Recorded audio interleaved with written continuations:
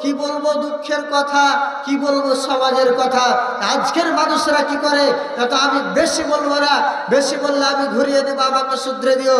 আর আজকের সমাজেরা যখন একটা মেয়ে ছেলের বিয়ে দিতে যায়, তখন এই বাপটা কি করে, তো বহু ঝামেলায় পড়ে যায়। এই টেনশন কেন আসে? যখন বাড়িতে একটা কন্যা সন্তান এলো, আজকের সমাজে এই টেনশন কেন বেড়ে যায়? মাথাটা কেন টকবক করতে লাগে?